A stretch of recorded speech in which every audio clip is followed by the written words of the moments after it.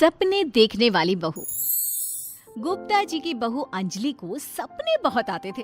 एक दिन सुबह सुबह जब अंजलि सोकर उठी, सासू माँ जानती हैं क्या होने वाला है?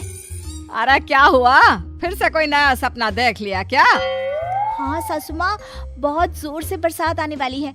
आज कोई कपड़े मत धोना, सूख नहीं पाएंगे। अरे बहू, बाहर तो इतनी तेज धूप निकली पड़ी है, तुमको कहाँ बारिश नजर आ रही है?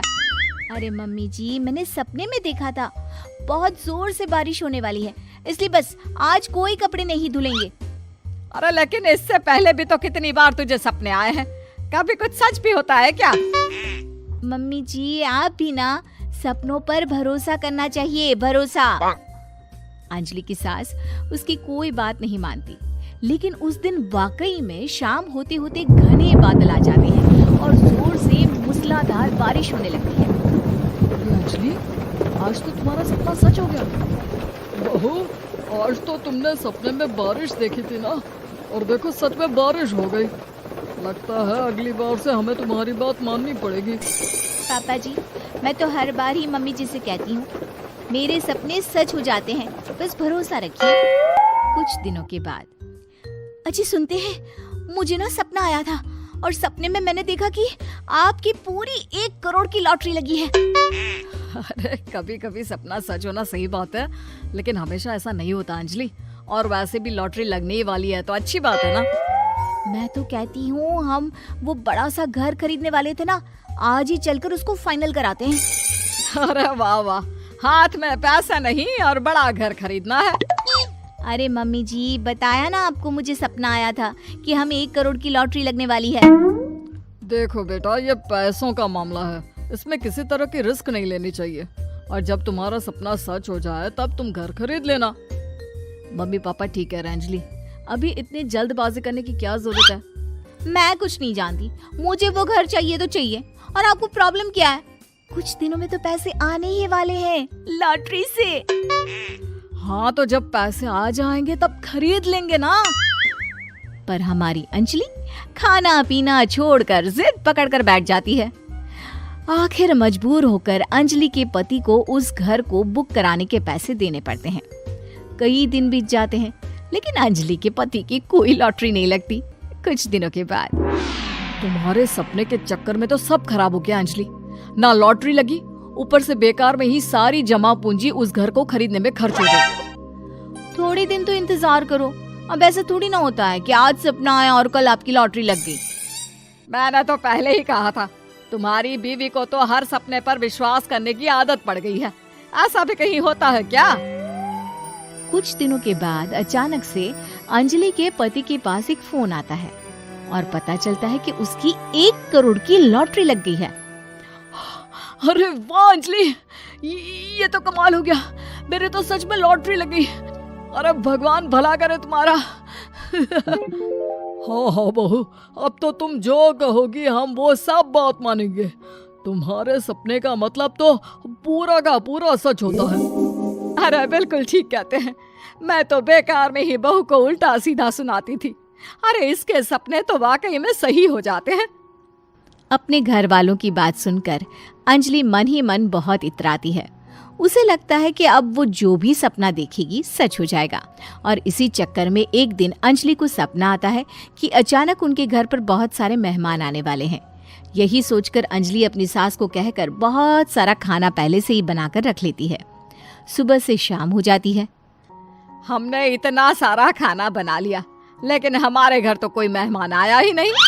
हाँ मम्मी जी, अब तो रात होने आई है, लगता है ये खाना हम लोगों को ही खाना पड़ेगा।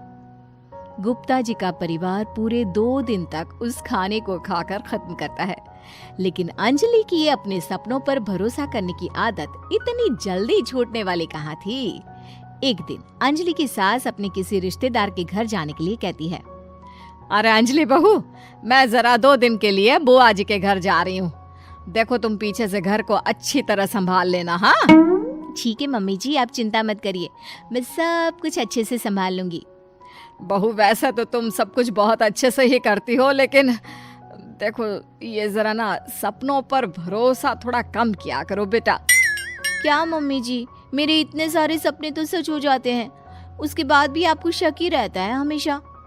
अरे बेटा, कभी कभार की बात अलग है, लेकिन हमेशा इन बातों पर भरोसा करना बहुत बड़ा नुकसान भी करवा सकता है।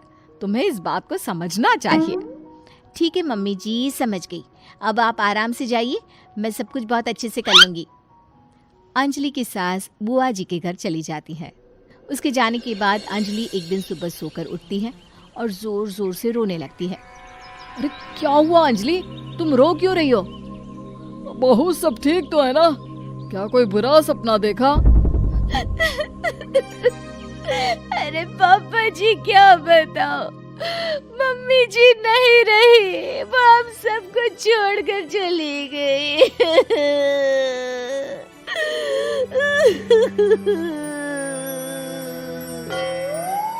छोड़कर चली गई? अरे क्या मतलब है? वो तो अपनी बुआ जी के घर गई है ना? पापा जी, सासू माँ बुआ जी के घर नहीं, भगवान जी के घर गई है। अरे अंजलि, सुबह सुबह कैसी बात कर रही हो? बुआ के घर गई है, कुछ नहीं हुआ है उनको। मैंने सपने में देखा था, मम्मी जी भगवान को प्यारी हो गई है। अंजलि का पति उसे समझाने की कोशिश करता है, लेकिन अंजलि के बार बार कहने पर वो भी इस बात पर भरोसा कर लेता है कि अब उसकी माँ दुनिया में नहीं रही।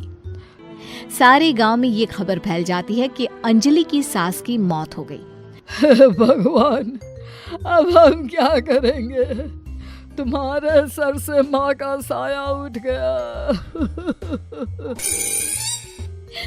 मैं तो कहती हूँ पापा जी, इनको बुआ जी के घर जाकर मम्मी जी की डेड बॉडी को ले आना चाहिए, तब तक हम उनकी अंतिम यात्रा की तैयारी करते हैं। अंजलि का पति अंजलि की बात सुनकर बुआ जी के घर के लिए रवाना हो जाता है। उधर अंजलि अपनी सास के अंतिम संस्कार की सारी तैयारियां कर लेती है। मोहल्ले के सारे लोग वहां पर आकर इकट्ठा हो जाते हैं।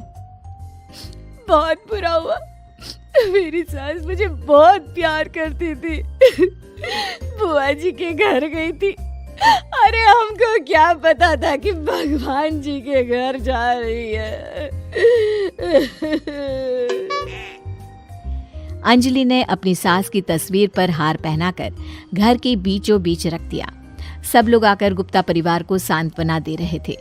थोड़ी देर बाद अंजलि का पति घर आता है और साथ में अपनी माँ को भी ले आता है। अरे बहू, मेरी तस्वीर पर हार क्यों चढ़ा रखा है? सब लोग अंजलि की सास को देखकर डर जाते हैं। अरे आप लोगों को डरने की कोई जरूरत नहीं है, मेरी माँ जिंदा है। ये तो मेरी बीवी के सपने के चक्कर में हम लोगों ने अपनी माँ को मरा हुआ समझ लिया। बहू, सपने देखना ठीक है, पर अपनी जिंदा सास का अंतिम संस्कार करना बहुत बड़ी गलती। उसके बाद अंजलि की अपने सपनों पर आंख मूंद कर भरोसा करने की आदत हमेशा के लिए सुधर जाती है।